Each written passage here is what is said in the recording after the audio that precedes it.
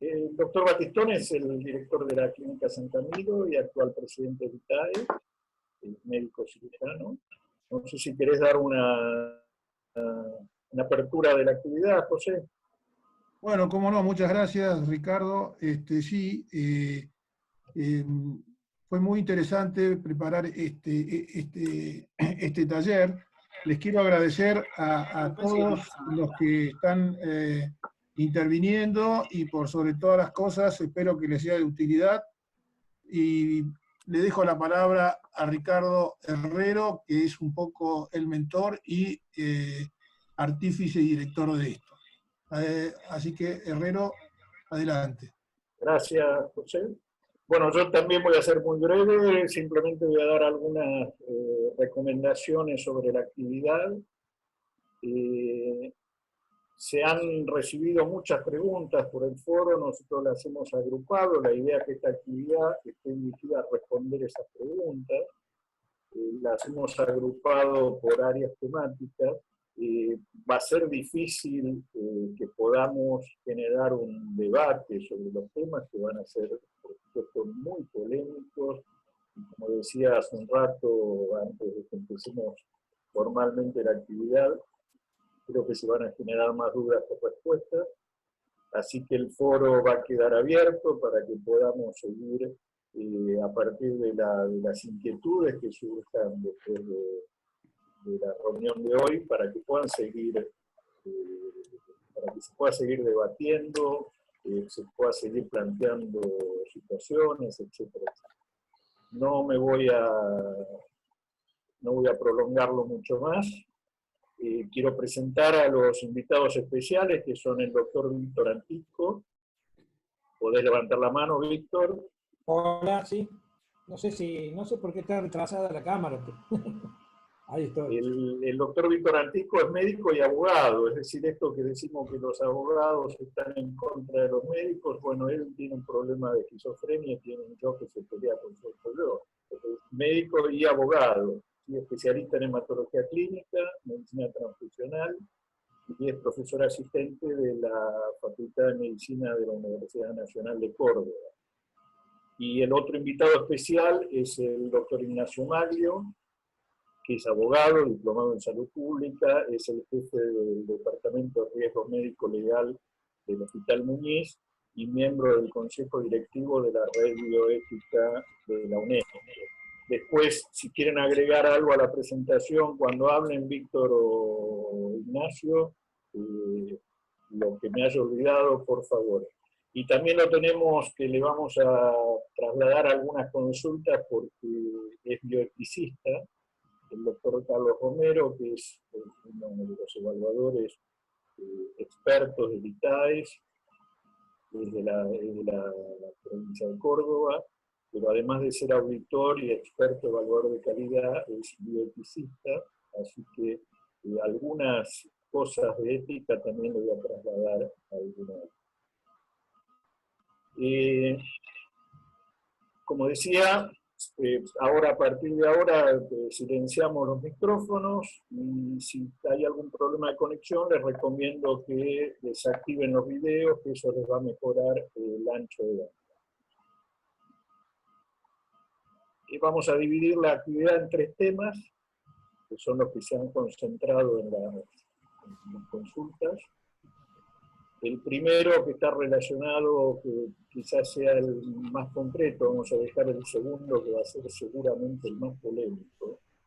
El primero, que es el más concreto, que tiene que ver con el consentimiento informado, tanto el consentimiento informado de situaciones que están estrictamente vinculadas al COVID, como la inclusión del COVID de situaciones que puedan surgir con el COVID dentro de las instituciones de salud, en aquellos consentimientos que son de índole general, como los quirúrgicos, la internación, etc. Ignacio, te paso la pregunta. Bueno, muchas gracias, Ricardo. Agradecer la invitación, y vos pediste que podíamos agregar alguna referencia. Así que 2 referencias. La primera, soy abogado, pero una buena persona, ¿sí?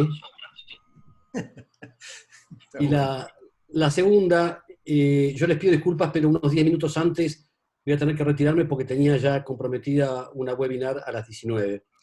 Dicho esto, vamos al grano. Bueno, el consentimiento informado, ustedes saben, es una de las 3 reglas éticas que modelan la responsabilidad profesional.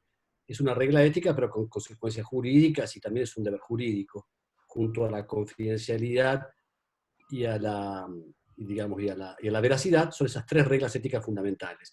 Pero como toda regla, admite excepciones el consentimiento. Y justamente una de las excepciones al consentimiento es, y está previsto en la Ley de Derechos de los Pacientes, en la Ley 26.529, las situaciones de emergencia o de emergencia vinculadas a cuestiones de salud pública.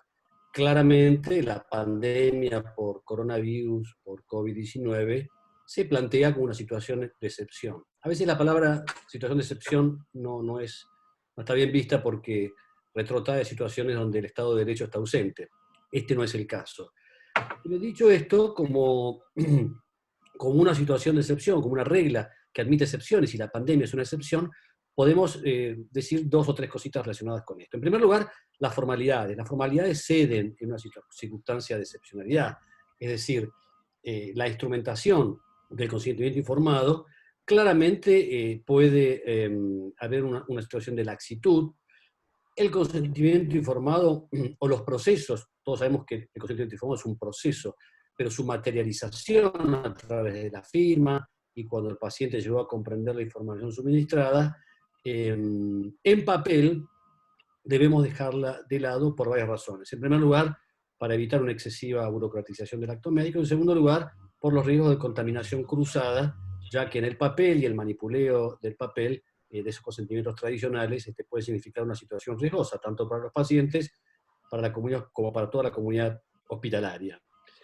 Consentimientos en particular relacionados con el COVID-19, bueno, uno puede claramente, en modelos de consentimientos generales, en aquellos casos que los requiere la ley, recordemos que no todos los casos la ley requiere utilizar consentimientos informados, solamente para intervenciones quirúrgicas, ensayos clínicos, serologías para VIH, solamente en aquellos casos donde la ley lo exige, se podrán hacer claramente a través de instrumentos digitales, fotografías.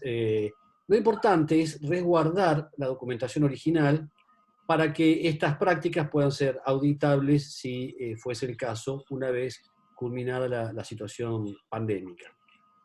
En particular, una sola referencia a los consentimientos para el uso off-label de medicamentos en el tratamiento de pacientes infectados. Ustedes saben, nosotros junto con la Sociedad Argentina de Infectología desarrollamos unos modelos muy simples de consentimiento para la indicación fuera de etiqueta, fuera de prospecto, off-label, como lo quieran llamar, y estos ya están disponibles en la página web del Ministerio de Nación para que ustedes los puedan utilizar. Esta referencia creo que era importante hacerla. Y la otra referencia en relación a los consentimientos informados, especialmente esto se está viendo en la internación en unidades de cuidados críticos, se refiere a las directivas anticipadas. Seguramente después vamos a hablar sobre esto, pero aquí también es importante dejar en claro que no se prevé ninguna formalidad especial, tanto para acreditar la validez como la eficacia de estos instrumentos. En síntesis, yo creo que el consentimiento informado no es que lo dejamos de lado, está siempre presente, reforzar la idea que el consentimiento informado es un proceso de diálogo, de comunicación permanente, y hoy más que nunca en aquellos pacientes que están aislados, donde vemos en algunas instituciones que esto genera mucha angustia para los pacientes, generar estrategias de comunicación efectiva y de escucha activa, que son las 2 reglas fundamentales, éticas y diría yo, de compromiso moral con el paciente, son muy importantes para aliviar esa carga que significa el aislamiento. Hoy vi en uno de los tantos grupos estos que uno está y que ya la información ya ni me acuerdo quién la envía, en un consentimiento informado de cirugía, Víctor, que incluía en el paciente un consentimiento general de cirugía, ¿sí? Y proponían incluir todos los riesgos que implica ir a un establecimiento de salud y las consecuencias que puede haber relacionadas con el COVID. Es decir, como que usted viene a operarse de apéndice, pero fírmeme acá que ha sido informado de todos los riesgos que tiene con el COVID para salvar responsabilidad. ¿Es correcto eso de incorporar todo lo vinculado al COVID en los consentimientos informados generales?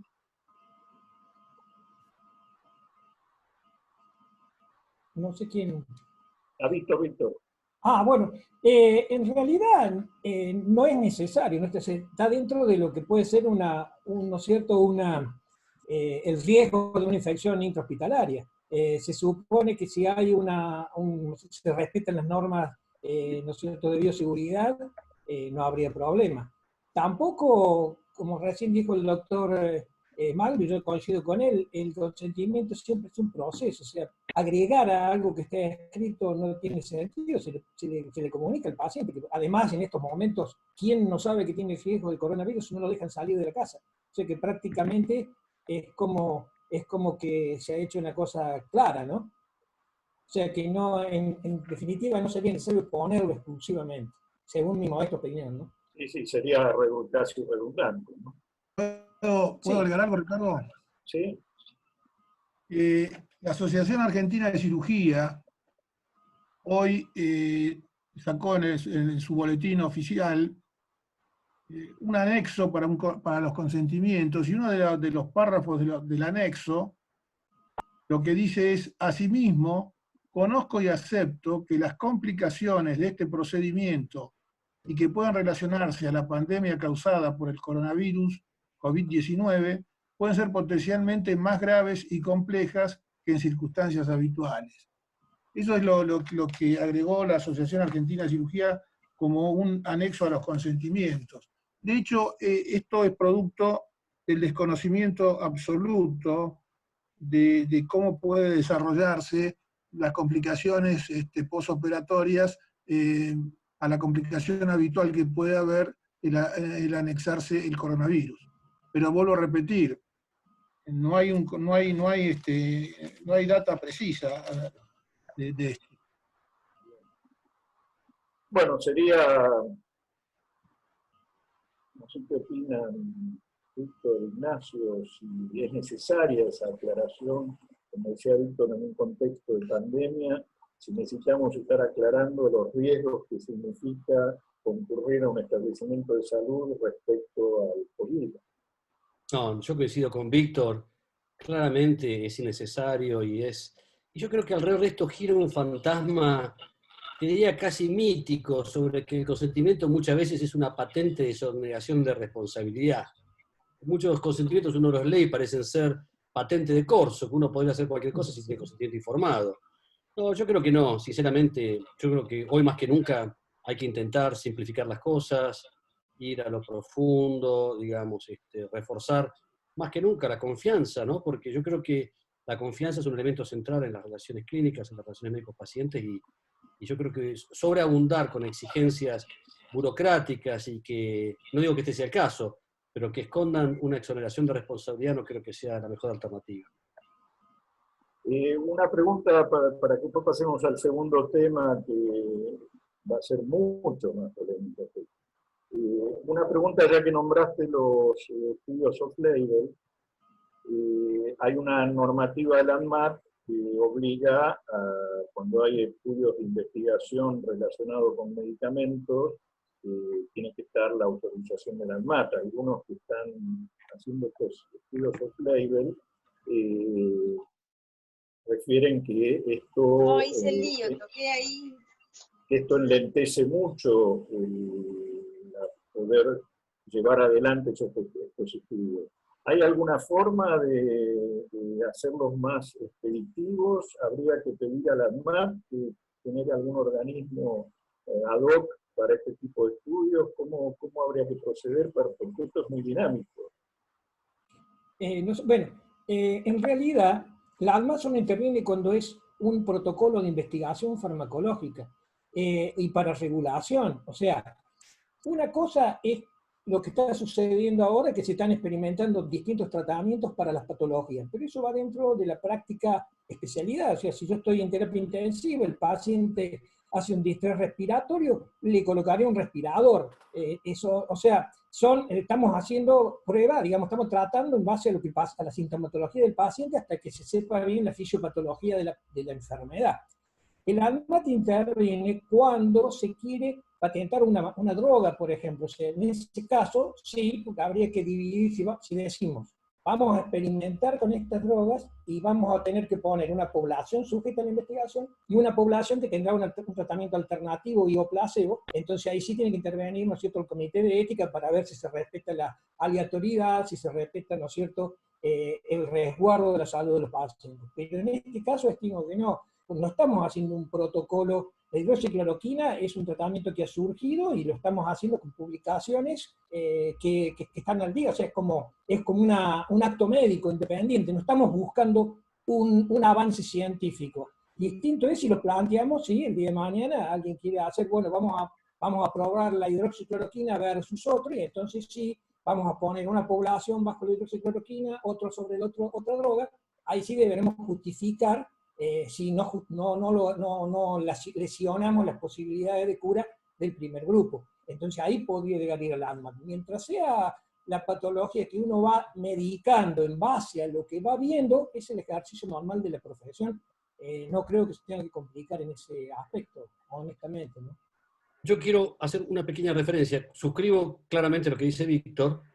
No estamos hablando de un ensayo clínico. Un ensayo clínico los presentan, digamos, los patrocinadores o cualquier elaborador para obtener el registro y la autorización de comercialización de cualquier producto médico, un device o un medicamento. La indicación off-label, o fuera de etiqueta, fuera de prospecto, como se llame, se hace, el fundamento jurídico, como bien dijo Víctor, está en base a las facultades que otorga la ley de ejercicio profesional, pero hay que tener algunos cuidados. En muchos países del mundo, el uso off-label está regulado.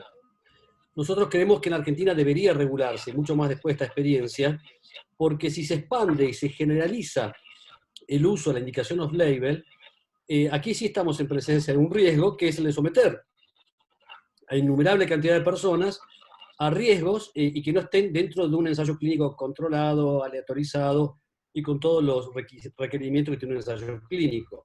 El riesgo es la universalización de la indicación off-label, pero como decíamos antes, digamos, las características pandémicas son indicaciones casi de uso compasivo. Lo que hay que diferenciar es uso compasivo, indicación off-label y ensayos clínicos. Digamos, son tres situaciones distintas con tres requerimientos jurídicos distintos. Como se trata justamente de una indicación extrapolable, porque son medicamentos que no están aprobados para esa indicación, el consentimiento informado claramente es un requerimiento, digamos, inexcusable.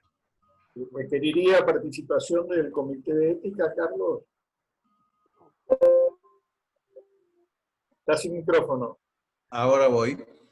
Sí, Ricardo, es muy interesante lo que ha planteado la Sociedad de Cirugía y los planteos efectuados por nuestros dos expositores de hoy. Son las cosas que están preocupando en terreno a las instituciones que están sufriendo, digamos, una situación de inseguridad, de inestabilidad, de incertidumbres y que están tratando de cubrirse las espaldas. Entonces, y también creo que es un derecho que tiene el paciente de estar correctamente informado. A nadie escapa que este es un hecho excepcional y que nos ha comprendido a todos sin ninguna excepción.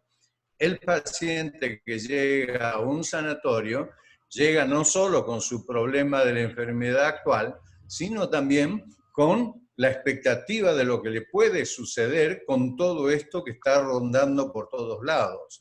Entonces, me parece que el derecho que tiene el paciente a que se respete su autonomía, porque esa es la expresión del consentimiento informado. Disculpame que te interrumpa, Carlos. Del paciente. ¿Perdón? Disculpame que te interrumpa. No, yo preguntaba la participación del comité de ética específicamente cuando hay estudios off-label. Ahora voy a eso. Entonces, dejando salvada toda la cuestión del respeto a este principio de autonomía del paciente que se expresa en el consentimiento informado, en cuanto a estar debidamente informado de todo, me parece fundamental, además, que pongamos en actividad, no solo por los medicamentos que se usan en forma excepcional y para otros objetivos que no son los que le dieron vida, debemos, me parece ahí, tener mucho cuidado con ese tipo de cosas y poner en juego a todas las instituciones que tienen los entes, como por ejemplo el Comité de Ética de la Investigación, el Comité de Bioética. En estas instancias está más aconsejado que funcione el Comité de Bioética, no el Comité de Ética de Investigación, porque ahí no estamos haciendo una investigación, estamos aplicando un medicamento con otro fin, con otro objetivo al que le dio origen. Entonces ya se plantean una serie de cuestiones bioéticas y hay que darle participación al comité específico. Y ahora sí, el tema que más preguntas y más situaciones planteó fue el de la utilización de recursos. En tres aristas. Una, ¿qué pasa con los profesionales de la salud, con el personal interviniente, cuando no tiene provisión de elementos de protección personal? ¿Cómo debe actuar? Si tiene que registrarlo, si tiene, cómo actúa desde el punto de vista legal, una eventual negativa de prestarle atención a un paciente que no tiene los elementos adecuados. La segunda sería, ¿cuál es la responsabilidad de la institución respecto a todo esto? Y la tercera, que es la más difícil, ¿cómo se adecúa lo que hablábamos hoy, el deber ser? Que sería, vos por ahí, Víctor, si querés mostrar un poco lo que es específicamente la letra fría de la ley, cómo se adecúa el deber ser con después la posibilidad que tienen las organizaciones de contar o no con los recursos. ¿Sí? Sí, yo no sé si ¿Puedo agregar algo a esto? Si Tomás puede poner ese paper que yo le mandé para que así se lo graban y bueno, y marco 3 o 4 cositas sobre este tema. Mientras, para que, José, no sé qué querías agregar. No sé si tengo una flechita, puedo poner a ver para que lo puedan seguir con una flecha. Tendrás una en el puntero. ¿Se ve mi puntero ahí? No, pero te lo marcamos nosotros, no hay problema. Bueno. Tomás. Bueno, fíjense, acá en el Código Penal, en el capítulo 4, están los delitos contra la salud pública.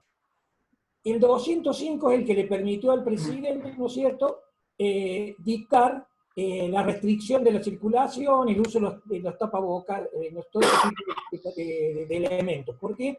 Porque dice, el que violare las medidas adoptadas por las autoridades competentes para impedir la introducción o propagación de una epidemia. O sea que está regulado. Lo que está haciendo el presidente es aplicar este artículo. Quien los viola puede ser procesado con una eventual prisión de 6 meses a 2 años. Eso después se verá, pero bueno, esto es lo que dice el artículo. Bajamos al 202, que esto es ya más para nosotros, porque el anterior es para toda la población. Cualquiera de nosotros, trabajemos en salud o no, no podemos salir de la casa, tenemos que salir con un tapaboca, tenemos que nosotros respetar los turnos para ir a hacer compras, etcétera, etcétera. El artículo 202 habla de la propagación dolosa de enfermedades peligrosas o contagiosas. Acá es una persona que queriendo hacer, o sea, yo quiero contagiar a una persona, le pongo un tóxico en el agua, me atiendo sin guantes para que se enferme, a propósito, estaría haciendo, ¿no es cierto?, una enfermedad dolosa. Ahí habla de una reclusión o prisión de 3 a 15 años. El artículo 203, que este es el importante para ver nosotros, habla, ¿no es cierto?, de la propagación culposa. Vale decir, cumplimos lo del artículo anterior, pero sin querer, lo hacemos sin querer. Y acá entran ¿no es cierto?, lo que la ley prevé como culposo, la imprudencia, negligencia, impericia en suerte o profesión. Y hago hincapié en algo muy importante, o inobservancia de los deberes a su cargo. Esta inobservancia de los deberes a su cargo implica esto: si yo estoy un médico de guardia o atiendo un consultorio, mi deber es tener ¿no es cierto?, la ropa, todo lo que sea adecuado a ello. Y también es obligación de los jefes de servicio, los dueños de clínica, proveerlos, ¿sí? O sea, si los dueños de clínica no proveen, o el Estado no provee los elementos, está incurriendo en la violación de este artículo, ¿eh? Y este artículo habla de una multa de 5.000 a 100.000 pesos. Obviamente la multa se va aplicando si se reitera ese comportamiento. Pero ojo que esto es un comportamiento de comisión, ¿vale? Si yo paso, veo que hay un médico ahí, qué sé yo, atendiendo, sacando sangre sin guantes, hago la denuncia y está cometiendo esto.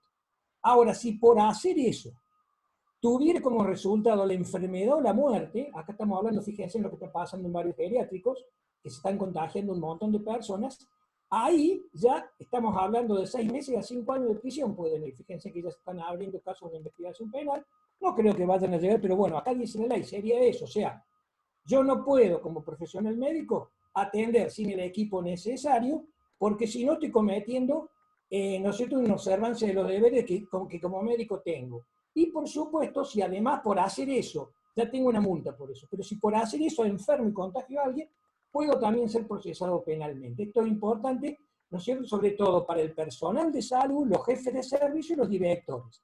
Entonces queda claro acá, de esto que resumo. Atender sin la protección adecuada encuadra en estos artículos y hace pasible a quienes incurren en esa conducta de padecer las sanciones enunciadas. Acá abajo he puesto una palabrita, la notificación fehaciente. Muchos de ustedes preguntaron si tenían que decir o no. Por supuesto.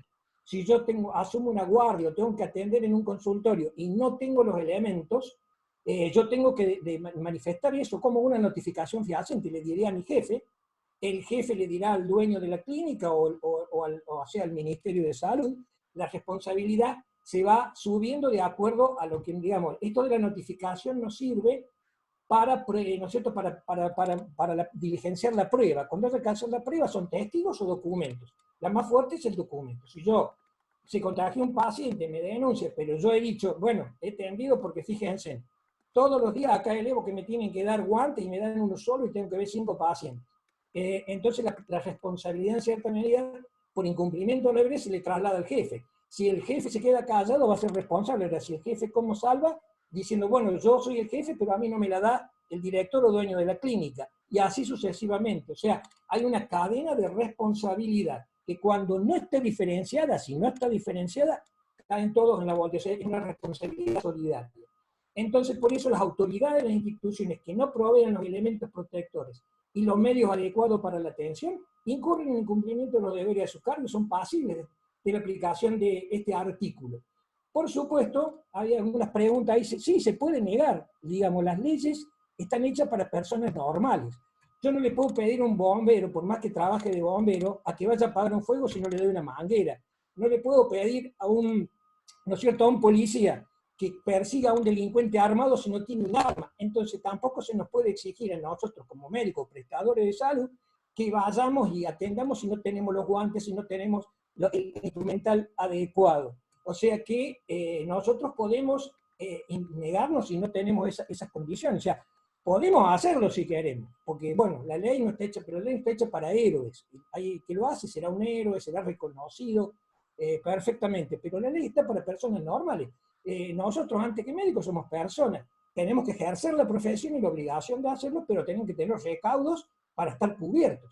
Que además, si nosotros no hacemos los recaudos, bueno, está bien, tengo un solo par de guantes, entonces no lo uso porque me gusta el pacientito, que si yo lo voy a atender, pero resulta que lo contagio, porque lo estoy atendiendo sin las condiciones adecuadas. Entonces, por más que yo quiera hacer un bien, estoy haciendo un daño. Entonces, esas cosas hay que luchar para que se tengan las cosas. Acá estamos hablando de respiradores, que es para una segunda etapa, donde va a ocurrir, obviamente, Dios no lo quiera, pero esto está pasando en Italia, en todos los otros países, y acá en realidad estamos problema todavía en la primera etapa. en la mayoría de las instituciones no hay, ¿no es cierto?, los elementos, no se le proveen los elementos. Acá yo lo veo en los hospitales, en algunos casos que voy, que veo, y no tienen la cantidad suficiente de estos elementos para probar en el caso de una pandemia extendida. Ricardo, Sí, yo quiero agregar algo y lo voy a comparar porque estamos viviendo una psicosis muy importante, y esto me hace acordar en el año 87, perdón, cuando comienza la ola de HIV, o sea, el SIDA, y la psicosis era tan grande que hasta nos llevó a lo que hoy día vemos que son situaciones risueñas, como por ejemplo que uno entraba en una confitería y pedía un vaso de agua y le traían el vaso con un vaso descartable y tapado. Entonces, convengamos que ante el desconocimiento estamos actuando en una forma un poco, ya lo digo, dentro de por ahí una psicosis colectiva. Yo estoy en el grupo de directores médicos, en la comisión de directores médicos de ADECRA, y desde ese lugar escucho y veo muchas situaciones que son en algunos casos producto de actuar en forma intempestiva, y por ahí no es, o sea, con esto que quiero decir, que hay que buscar el equilibrio y no ser ni en un extremo ni el otro. ahora Yo, si me permitís, Ricardo, sí, hacer un sí, comentario. Creo que lo que dice tanto Víctor como el doctor Batistón es esencial. Si hay alguna virtud que tenemos que desplegar en estos momentos es la prudencia. Ese justo medio del que hablaba Batistón. Es decir, primero, yo creo que lo que hay que tener presente acá, y esto lo vemos ahora con los colegas de España, con los abogados y jueces que yo he hablado de tanto de España como de Italia, si hay un punto de conexión entre pacientes, comunidad y trabajadores de la salud es el miedo. El miedo aquí es un elemento absolutamente uniformador. Pero yo creo que hay que tener las cosas claras en qué sentido. Cualquier trabajador de la salud, como bien decía Víctor, hay que garantizarle el acceso a EPP, es decir, a los elementos de protección personal. Pero también hay que garantizar condiciones espirituales y psicológicas que garanticen buenas prácticas. Uno muchas veces se queda con el elemento físico, que está muy bien, barbijos, N95, camisolines, repelentes al agua, en fin, todo eso es esencial. Pero también es muy importante evitar situaciones de agobio, situaciones que provocan el miedo y que provocan esa explosión, esa quemazón, como los síndromes de burnout en los equipos de salud. Muchas veces nos quedamos con el aspecto físico, los EPP, pero yo creo que acá es muy importante el elemento de contención, y dentro de estos elementos de contención dar información clara, precisa y contundente para minimizar los riesgos del temor, del pánico, que no ayudan, y mucho menos en esta estrategia. Estamos en una etapa de contención. Imagínense ustedes cuando lleguemos a una etapa de mitigación de lo que significan los efectos de la pandemia. Y insisto, los trabajadores de la salud, cualquiera sea, no son héroes. A mí me encanta que los aplaudan a las 9 de la noche, pero no son héroes, como bien decía Víctor, porque los héroes tienen superpoderes, no tienen miedo. Los trabajadores, como cualquier trabajador, tienen derecho a tener miedo y pueden tenerlo. Pero yo creo que lo más importante aquí para evitar la discriminación también, que es el otro riesgo de esta pandemia, discriminación tanto a los trabajadores de la salud, como se está viendo ahora, como a las personas que están infectadas o que están enfermas, es evitar también el riesgo de la discriminación, que muchas pandemias lo han puesto también sobre el tapete, ¿no? Creo que la prudencia aquí es mandatoria en ese sentido. Y por supuesto, Sí, dicho esto, cualquier trabajador tiene el derecho a negarse a atender si no tiene estos elementos materiales y espirituales, pero tiene que haber hecho antes como bien decía Víctor, un reclamo fehaciente, porque la desprovisión no acontece de un día para el otro. Por eso nosotros decimos que el derecho a la provisión es derecho a la provisión continua y permanente de todos estos elementos. Pregunta, si a pesar de que esté hecho el reclamo fehaciente, no haya, también está un tema que ya toca con la ética, que es la justicia distributiva, ¿no? Sí, me permite una cosa, o sea, cuando, muy bien dijo el doctor, ¿no es cierto? Fíjense, en una manera de evitar la discriminación es que se tengan siempre los equipos. Recién nombró el doctor Batistón, hablaba de la época del SIDA. Yo recuerdo cuando estaba el HIV, había cirujanos que para entrar a operar exigían que el paciente se haga una reacción que tenía serología. Ahora, eso terminó siendo, por supuesto, absurdo. Si yo respeto las normas de bioseguridad, puedo atender a todo el mundo, no tengo que hacer... Esos distingo vienen porque, a ver, resulta que había un par de guantes, bueno, si el paciente tiene SIDA, yo le pongo 2 pares de guantes. No.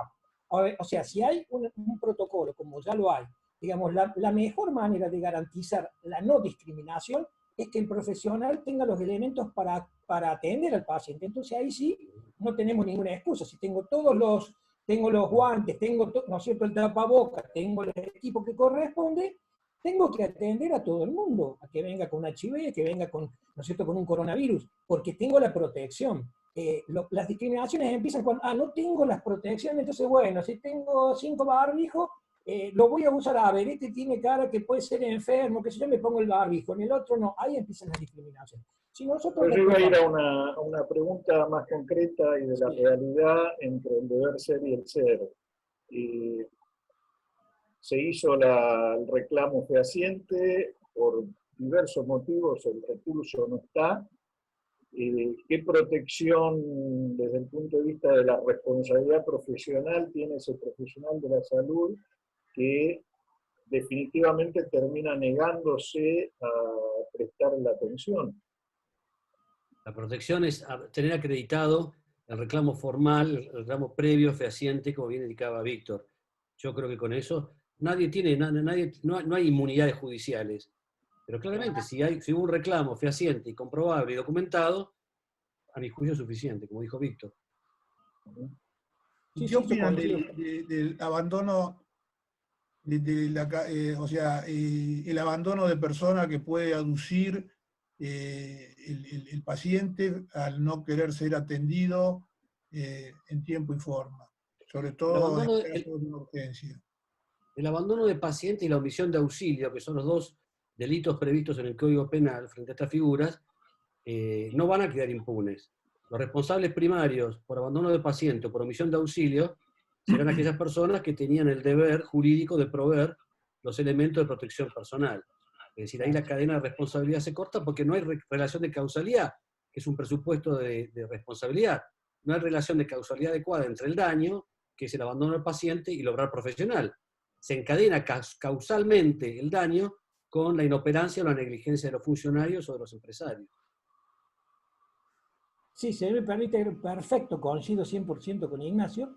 Y yo agregaría una cosa, a veces se confunde en la omisión de auxilio, omisión de atención, con el abandono de persona. El abandono de persona es una figura penal muy, muy agravada. Nunca no sé, un ejemplo de un abandono de persona podría ser un anestesista que deja dormido a un paciente y se va a otro lado. Pero es muy difícil porque el abandono de persona como figura penal exige que esa persona quede sin ningún tipo de posibilidad de ayuda. O sea, si yo tengo una persona en silla de ruedas y la dejo, toco el timbre, salgo corriendo, la dejo en una casa, no he hecho un abandono de persona porque la pueden ayudar.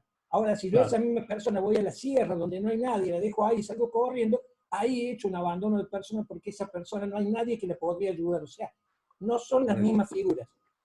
Perfectamente, coincido totalmente con Ignacio. Digamos, la omisión de auxilio en este caso no va a ser para el médico que no atendió si debidamente probó. No puede atender porque además, si atiende y comete un delito, lo acabamos de ver. Claro. O sea, si yo atiendo sin los medios, corro el riesgo de contagiar a esa persona, porque la persona viene, no tiene coronavirus. ¿Qué ha pasado? Fíjense, probablemente en muchos de estos geriátricos que están pasando ahora. El médico ve digamos, queriendo atender, o todavía no se saben muy bien muchas normas, contagia al paciente. Entonces, es muy importante eso, insisto, en esta etapa lo que hay que hacer hincapié fundamental es tener los medios para responder, ¿no es cierto?, los equipos técnicos, y muy bien, yo coincido con Ignacio, es importante también respetar el descanso de los médicos, ¿no es cierto?, no pueden estar sobrecargados porque psicológicamente es muy pesado, ¿no es cierto?, esa tensión. Y el tema porque, o sea, toda esta pandemia, por un lado va a dejar cosas muy positivas, entre ellas dejar en claro cuál es nuestra posición en Argentina de cómo está todo el sistema de salud. Porque uno de los temas más acuciantes es el pluriempleo, y frente a estos casos, cómo se actúa. Así que me gustaría escuchar un poco este tema. Bueno, a ver, el multiempleo, claramente. Ricardo, ¿puedo...? Espera, ese levantó punto? la mano Ignacio. No, primero el doctor Galesio. Galesio. La Sociedad Argentina de Terapia Intensiva hizo un espacio que está en la web de la SATI para ofreciendo un servicio de apoyo psicológico a aquellos que lo necesitaran y que lo reclamaran. Hubo 2 o 3 consultas, pero una de las consultas precisamente estaba referida a lo que ustedes estaban comentando, que era el pluriempleo, es decir, había una consulta porque tenían en una institución suficiente cantidad de material de protección, pero en el otro institución donde trabajaba parte del personal no lo tenían. Y terminó con una persona positiva en el área donde sí lo tenían. Así que el pluriempleo es un tema que se lo están planteando y también se planteaba estos profesionales que consultaron, se planteaban lo que decían antes, que si era legal o no para el propio médico atender en esas condiciones.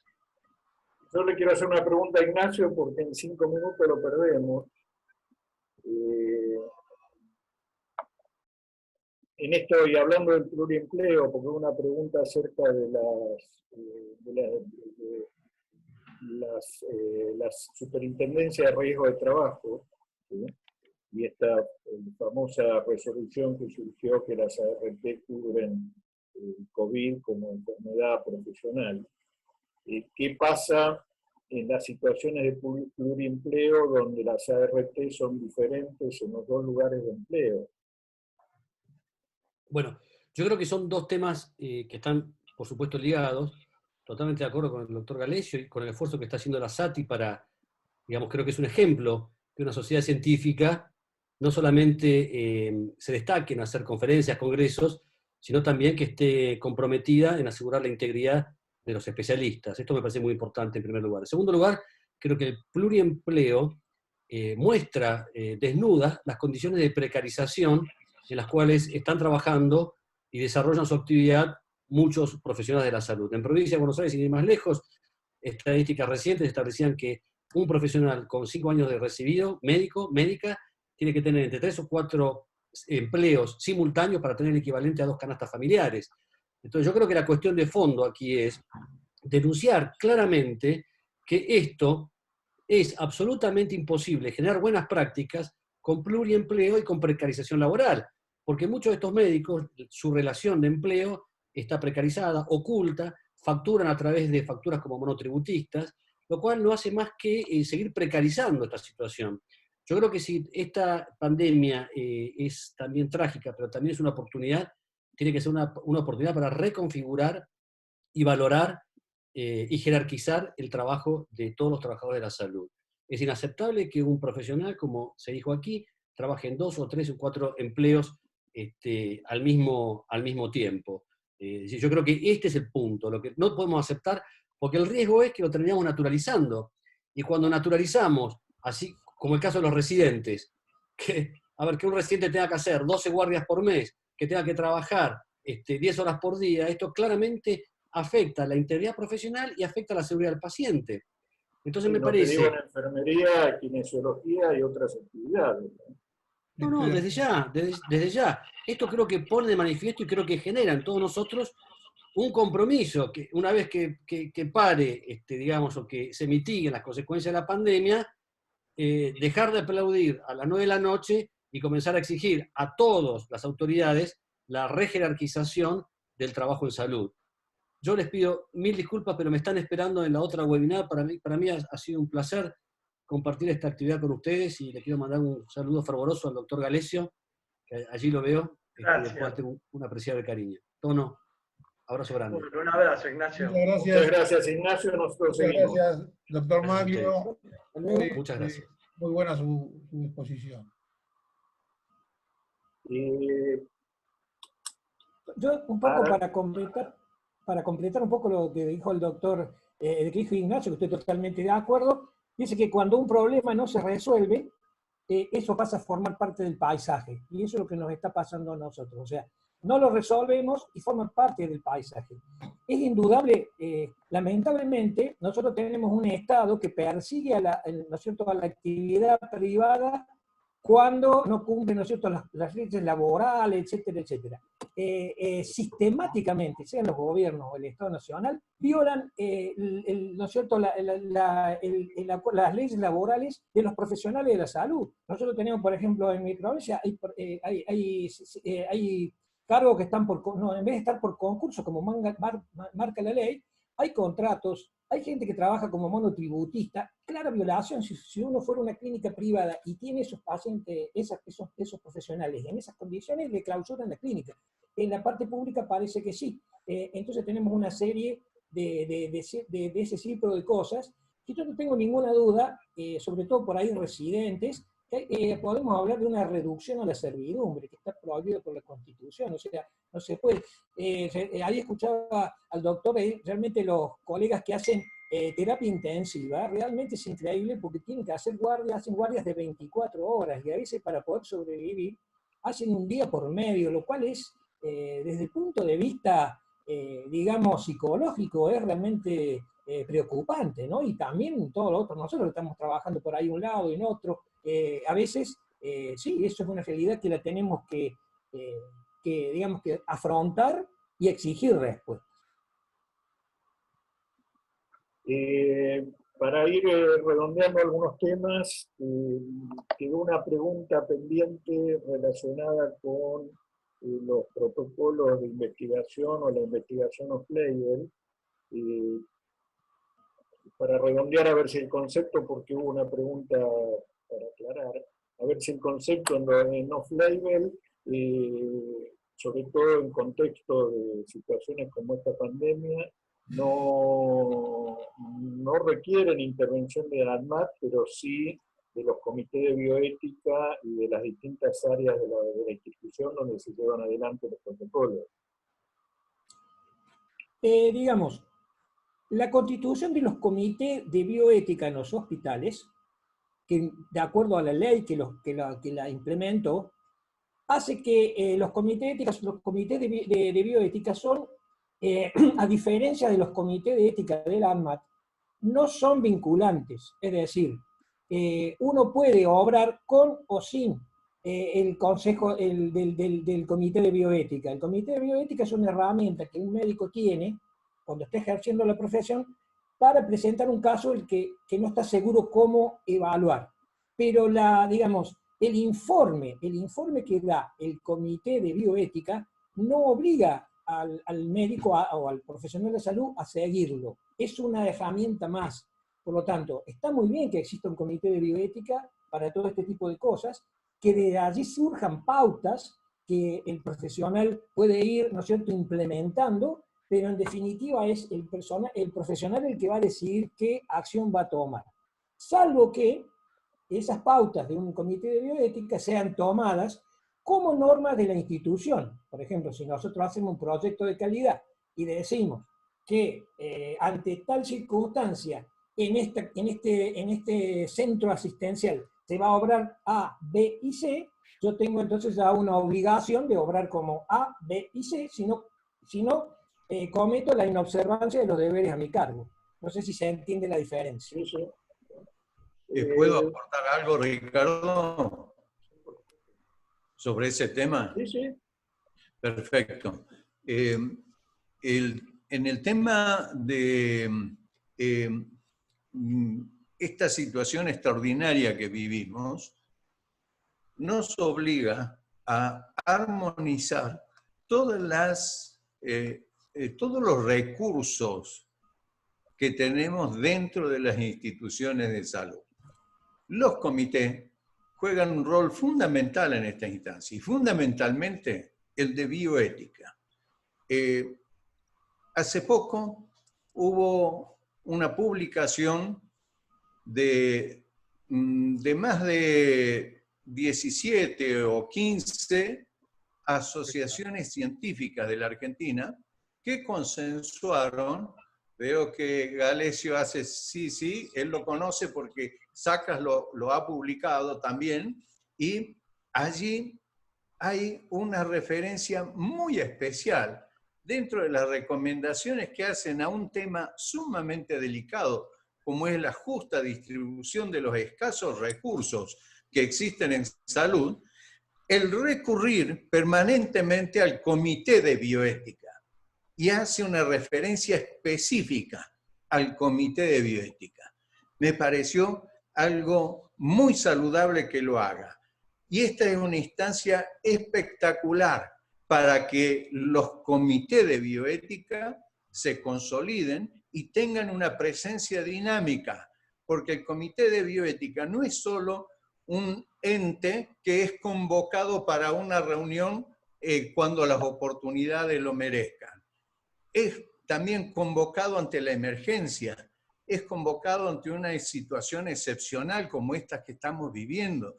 Tiene recursos como para actuar en forma expeditiva en el momento que lo consulten. Y quiero referirme específicamente al tema de los derechos del paciente y la relación con el Comité de Bioética. El Comité de Bioética va a tratar siempre de respetar los 4 principios que animan a la bioética: la no maleficencia, la beneficencia, la autonomía y la justicia. Y en este aspecto de la justicia distributiva, sobre todo, es donde está el meollo del problema en este momento, el Comité de Bioética tiene herramientas históricas y actuales que son perfectamente aplicables, cuya técnica los comités de bioética saben cómo aplicarlas.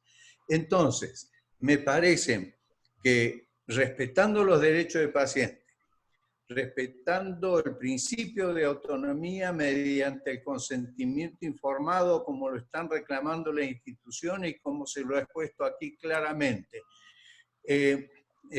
haciendo prevalecer estos conceptos de la justicia distributiva con equidad, con solidaridad, me parece que el Comité de Bioética es el ámbito específico donde podemos aunar conceptos y pautas de acciones ante esta pandemia que estamos viviendo. Bueno, acá Marcela Vera, que es además de abogada, es bioeticista, reafirma que en el caso específico de las investigaciones off-label debería además participar activamente el Comité de Ética de Investigación. Sí, no hay ningún problema en que lo haga. El tema es este. Los comités de ética de la investigación funcionan en base a un protocolo de la investigación. Hay que elaborar un protocolo, eso lleva su tiempo, lleva su desarrollo, y el comité de bioética o el bioeticista que participa del comité de ética de la investigación también pueden digamos, velar por lo que estamos hablando, que es el consentimiento informado debidamente realizado, el respeto hacia los derechos del paciente, la autonomía del paciente y, por supuesto, la dignidad de la persona. No hay ningún problema. El tema es que funcione un comité de ética de la investigación en aquellos casos en que esté debidamente reglada la investigación que se realiza.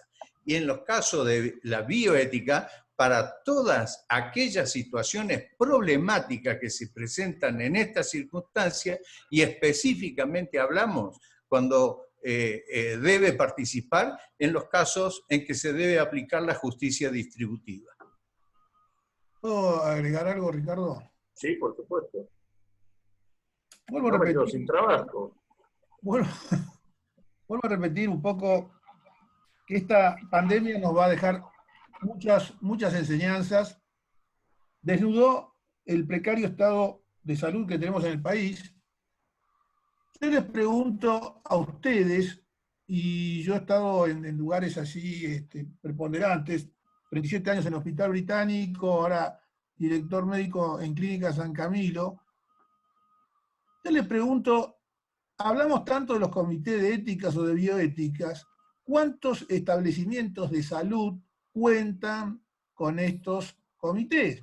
Que es algo que debería ser, pero no es, porque todavía en Argentina no se están organizando los establecimientos de salud con las normas mínimas que hay que tener en los momentos y en la actualidad que vivimos. Los acreditados lo tienen. ¿Eh?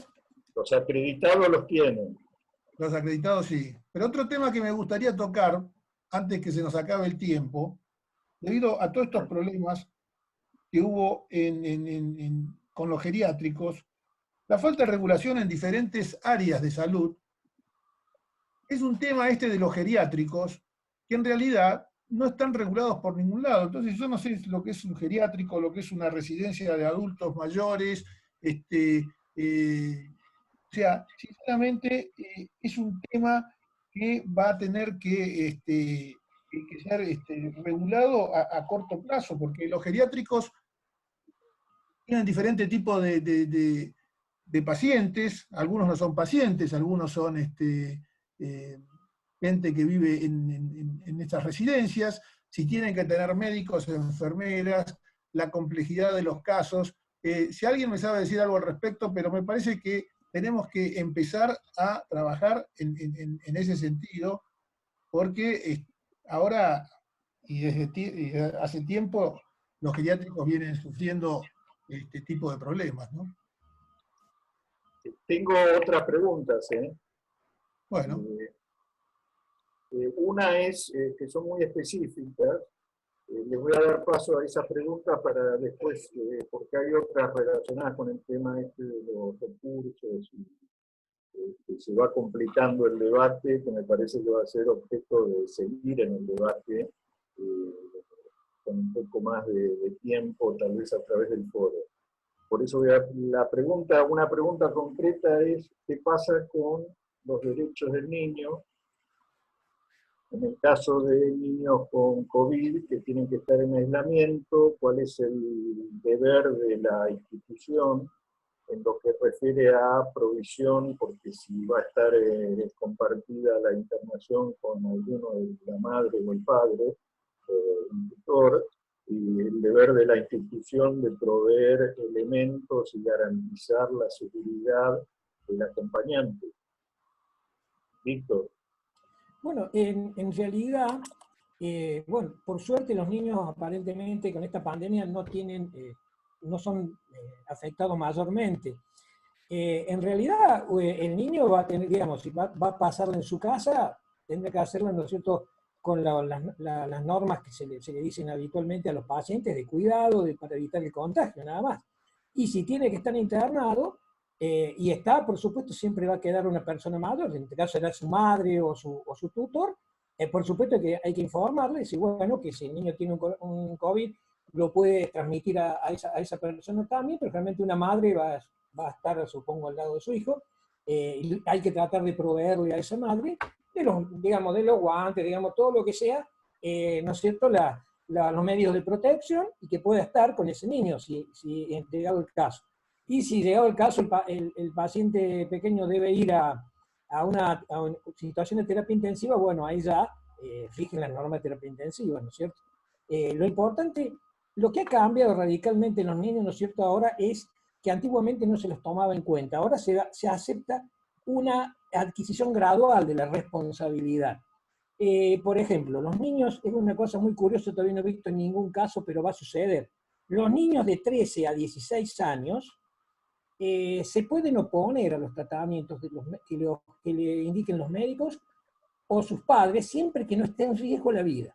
Y fíjense que que el código les permite a estos chicos de 13 a 16 años, si no están de acuerdo, a nombrar un abogado que los represente para no hacer ese tratamiento.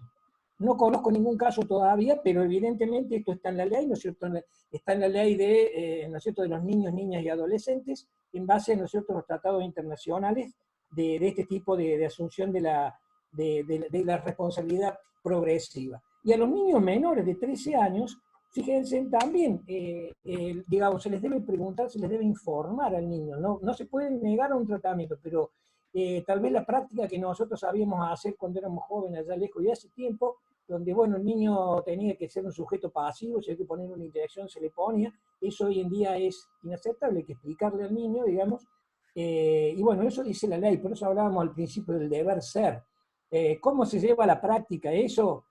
No sé, yo no he visto mucha jurisprudencia, todavía no me imagino un niño de 13 años nombrando un abogado, es más, ahora se están nombrando en las distintas jurisdicciones abogados para defender los derechos de niñas, niños y adolescentes, y ese abogado, generalmente un niño que no quiere recibir un tratamiento arriba de 13 años, entre 13 y 16, puede recurrir a este abogado que lo represente, siempre que no esté en riesgo la vida, ¿no? Cuando esté en riesgo la vida deciden los padres o los tutores. Pero si no, tienen la ley le da esa posibilidad. ¿Cómo va a jugar eso? Y bueno, el tiempo lo dirá y lo iremos viendo, ¿no? El punto más controversial, doctor, Sí. es que eso sobre todo se ve con el tema del aborto, con el cual una adolescente de 13 a 16 años puede y decide el aborto. Ahora, si un cirujano lo tiene que operar de apendicitis, le tiene que pedir permiso a los padres. No es, o sea, es una controversia grande el tema, porque medir el riesgo de la vida es imposible. Entonces, Sí, por eso le digo... el tema más importante acá es, entre los 13 y los 16 años tiene decisión de hacer, como dicen, con su cuerpo lo que quieren, y pueden ir y invocar a un abogado para que se realice determinada práctica. Ahora, si hay que operarlo de apendicitis, el cirujano no lo puede operar si no tiene el consentimiento de los padres. O sea, es una controversia, es algo que no está bien dilucidado actualmente. No, en la práctica, cuando son menores de edad, esto hay mucha jurisprudencia, sobre todo con los testigos de Jehová, cuando son menores de edad, uno tiene que dar participación al juez y todos los jueces hacen que se practique, porque está en riesgo la vida, se considera que un niño todavía no tiene la madurez. Vamos a poner el ejemplo remanido del testigo de Jehová. Los padres pueden ser testigos de Jehová porque ya tienen una madurez, entonces no se puede, digamos, los jueces menores consideran que un niño todavía no puede no transfundirse por eso, porque todavía no tiene la capacidad. Entonces, en una urgencia autorizan a hacerlo, mientras sea menor de edad. Lo mismo pasaría en el caso de una apendicitis, no hay ninguna duda. Eso estamos hablando de, ¿cierto?, de casos de urgencia. Lo que sí, un niño se podría agregar, no sé, un tratamiento que no esté en juego la vida.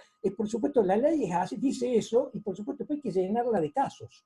Eso vamos a ir, digamos, los casos se van llenando con la jurisprudencia. A medida que los jueces vayan fallando sobre los casos que se van a presentar, le podríamos decir una aproximación. Ahora lo que tenemos son estos enunciados modernos que han modificado la ley y que, bueno, yo todavía no tengo ningún conocimiento de un niño de 13 años que haya pedido, ¿no es cierto?, que haya pedido la asistencia de un abogado. No tengo duda de que van a aparecer, pero yo no y no sé si habrá, pero yo no tengo conocimiento. De todas maneras, sí, estas cosas uno las va aprendiendo a medida que la va haciendo. Por eso, y ahí vuelvo a lo que dice el doctor Romero, es muy importante. Todos estos casos son para que un comité de bioética lo analice, porque si a nosotros nos van a juzgar, nos juzgan por el deber de hacer, no por el resultado. Y si yo demuestro, por más que me equivoque cuando atiendo a un niño, me demuestro que yo para hacer esa atención consulté con un comité de bioética, me dice, estoy probando de que yo me preocupé. O sea, no lo resuelve, como no sabía, fue un comité de bioética. El comité de bioética, ¿qué me dijo? Mire, le conviene hacer esto. Eso es muy, digamos, útil y además también es muy protector de la acción del médico, porque he consultado lo mismo un ATN, o sea, por eso es muy importante asentar en la historia clínica las interconsultas, los ateneos, que muchas veces no los ponen. Uno en cualquier institución o servicio tiene un libro de ateneo, poner que sea foliado, y poner, bueno, se presenta el Ateneo fulano de tal, están presentes tales, y todo lo que se habla sobre ese paciente. Y en la historia clínica se hace referencia, no hay que trasladar eso, dice, este paciente se presentó en el Ateneo del día tal y se llegó a tal conclusión. Eso demuestra, ¿no es cierto?, que hay un hacer, un preocuparse. Lo mismo de ir hacia un comité de bioética. Entonces, eso hace que nosotros nunca podemos asegurar un resultado. Y estas son las cosas, estos son los casos donde hay que recurrir tal vez a un comité bioético o a un asesoramiento médico-legal, digamos, porque hay que ver lo que rodea la circunstancia. No sé si volviendo al COVID, vamos a ir redondeando. Sí, el COVID no, es una circunstancia. Por eso, con las tres últimas preguntas.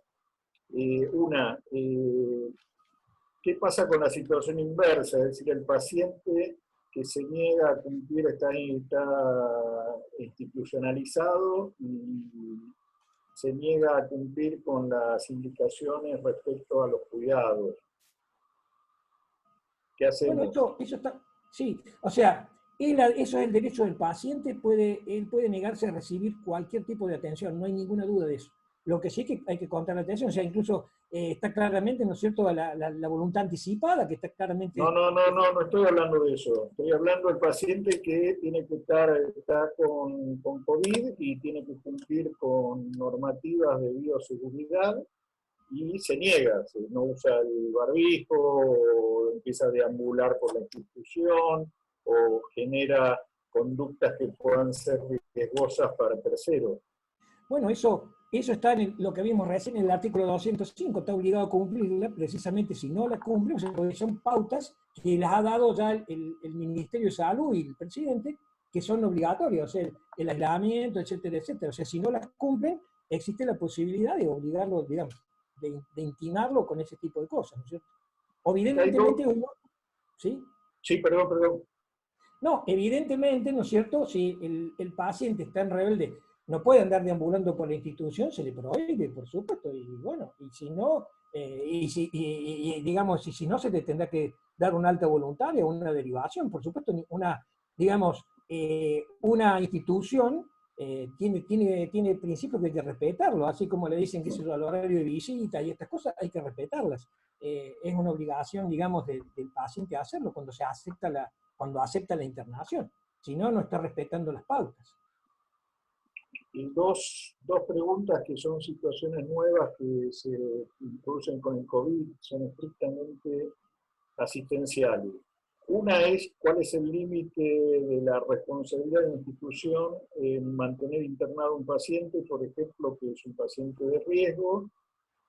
Acá ponen el ejemplo de un paciente que tiene un EPOC y que estuvo con ventilación asistida y está en condiciones ya de ser dado de alta, pero en el domicilio hay un probable contacto estrecho o un alto riesgo de que haya alguien con COVID.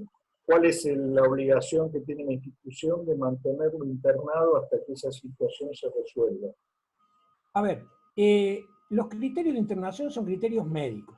O sea, si el paciente ya tiene los criterios médicos para irse de alta, es incluso, digamos, está mal mantenerlo en la institución, porque en una institución tiene riesgo de contraer, ¿no es cierto?, las infecciones intrahospitalarias, etc. O sea, si el paciente está en condición de alta, hay que darlo de alta.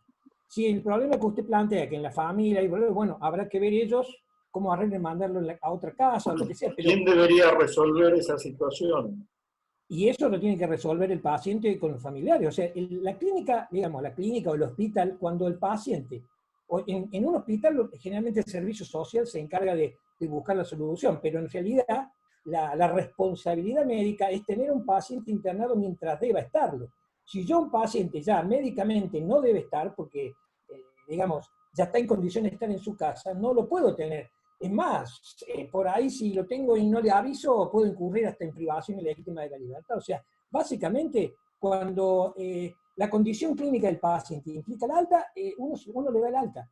Y después, por supuesto, se le avisa que si tiene una insuficiencia respiratoria severa o es asmático, se va a ir de alta, pero tenga cuidado cuando vaya, si en su casa hay alguien con coronavirus, porque se va a agravar. Entonces se le explica al paciente y el paciente deberá adoptar como persona adulta qué hace en esa situación, pero no se puede trasladar esa responsabilidad a la clínica. Eso ya no, la responsabilidad de la clínica termina cuando el paciente se le restableció y se le dio el alta. Con la información, por supuesto, con la información adecuada. La otra pregunta, y con esto iríamos cerrando, por supuesto queda abierto el debate del tema de recursos, porque va a ser un debate que va a prolongarse y que mezcla, como decíamos, el deber ser con el ser y con la realidad. Pero la otra pregunta es justamente la situación inversa. Un paciente que tiene, hay que cumplir algunas resoluciones del ministerio, como por ejemplo, cualquier paciente que tiene determinada condición de caso sospechoso, hay que hacerle la determinación y hasta que no se confirme que es un paciente con COVID, debe ser tratado como tal. ¿Qué pasa en el caso de un paciente que ingresa a una terapia intensiva con un cuadro febril, respiratorio, que tiene una EPOC y que por ahí su tratamiento más beneficioso es una ventilación no invasiva, pero sabemos que la ventilación no invasiva es contraproducente o no está indicada en los pacientes COVID? ¿Y qué pasa en el lapso ese hasta que se confirma el diagnóstico o se descarta? Y hay que tomar una decisión terapéutica de ese tipo. Bueno, o sea, estamos hablando de decisiones médicas y eso se plasma en la historia clínica. Uno en la historia clínica plasma cómo recibe el paciente. Volvemos a lo mismo, no tenemos una obligación de resultado y nosotros actuamos con lo que tenemos. Decimos, digamos, está bien, cumplimos la ley, hay que cumplirla, dice la ley. Si el paciente tiene probabilidad de sufrir COVID, hay que hacerle, ¿no es cierto?, la detección por el hisopado, etcétera, la detección. Entonces nosotros le hacemos la detección. Mientras tanto, nosotros lo tratamos médicamente como creamos que corresponde de acuerdo a la patología que tiene el paciente. Y vamos a sentarlo en una historia clínica. Si después nos viene un informe que dice, sí, tiene el COVID, bueno, lo confirmamos. Y si dice que no, bueno, se sigue el paciente. O sea, nosotros cumplimos con el ministerio haciendo las determinaciones que nos piden. Ahora, después, la atención del paciente va con el ejercicio médico. Ahí no se puede meter la ley ni nadie. O sea, si un paciente, si usted como médico considera que debe ir ¿no es cierto?, recibir una asistencia respiratoria mecánica, pues lo va a hacer y lo va a poner en la historia clínica. Si tiene dudas, hará una interconsulta con un neumonólogo, con un especialista, un intensivista, o hará, ¿no es cierto?, una TENEO. Esas son las cosas que usted le va demostrando que se preocupa por el paciente, que tiene la obligación de hacer. Y después, bueno, más no se puede, o sea, una ley no le puede decir exactamente cómo tiene que hacer. A esto es muy importante un poco, ¿no es cierto?, también, que ya se han hecho en los hospitales, y supongo que en las clínicas también, hacer, ¿no es cierto?, ya protocolos para hacer, por ejemplo, no sé, en el hospital donde yo trabajo, hay 2 entradas habilitadas, donde los pacientes con fiebre entran por un lado y los reciben. Hay un infectólogo, ¿no es cierto?, que es el que va a decidir si va a seguir por ahí o no. Y los pacientes que vienen por un sitio que no tienen fiebre, entran por otra puerta. ¿No? O sea, eso cada institución, de acuerdo a sus recursos y a sus posibilidades, irá aplicando, ¿no es cierto?, las normas que considere para mejor hacer. Y en esto también vamos aprendiendo, ensayo de error. O sea, lamentablemente, todavía en esta pandemia no hay un manual estricto de qué hacer. Entonces, bueno, uno va haciendo las cosas. Sí, pero, el Estado nos exige, Perdón, hay definiciones en eso, ¿eh? sí, por ¿Cómo? supuesto. Que hay definiciones en eso. Exactamente. Hay una definición de una norma que publicó la Sociedad Argentina de Terapia Intensiva y las adoptó el Ministerio, por la cual se aconseja que los pacientes que están con sospecha de COVID, los que son de COVID tienen que estar o aislados si hubiera áreas, habitaciones con presión negativa, y de lo contrario, si no las hubieran, cohorte, pero separados de otros enfermos en las unidades de cuidados intensivos. Esa es una de las razones por las cuales se adoptaron en muchísimas instituciones, y el Ministerio lo aconsejó, que no se hicieran grandes cirugías que fueran postergadas, precisamente para no ocupar camas y que diera cabida a la posibilidad de dividir poblaciones. Es decir, o se los interna en una habitación con presión negativa si lo hubiera, y de lo contrario, si no se los toma en una zona de corte. Ahora, mientras están esperando el resultado del test, eso tienen que ser tratados como si fueran COVID y con todas las prevenciones del COVID. Yo coincido plenamente con el doctor Alessio. Paciente sospechoso tiene que ser tratado como COVID. Eso es, y por supuesto que aquellas instituciones que puedan o hayan hecho la división de los pacientes respiratorios o febriles van por un lado, los otros por otro, es lo ideal. Pero paciente sospechoso, no cabe duda, hay que tratarlo como COVID hasta que se demuestre lo contrario. Y otra cosa que hablaban del alta de los pacientes, un paciente que ha sido tratado COVID positivo, el alta es fundamental darle un protocolo que él debe firmar o el familiar en el cual se hace, se da por sabido todas las indicaciones que debe seguir. Eso es fundamental. Es fundamental darle un protocolo escrito y firmado, aceptando todas las indicaciones que debe seguir. Acá Marcela Grifone, que ahí la veo, te despertaste cuando te nombré, sugiere y propone como muy buena medida que todas las instituciones se contacten con los centros que se están armando para mantenimiento de pacientes aislados, ¿sí?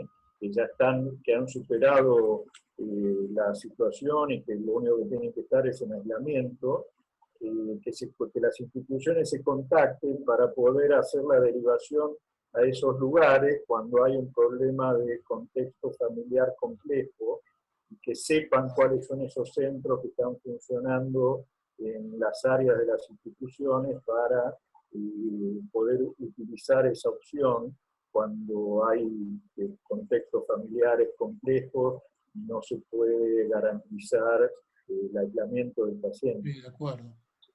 Y eso disminuiría mucho la carga de internación en las instituciones. Yo estoy de acuerdo con la doctora.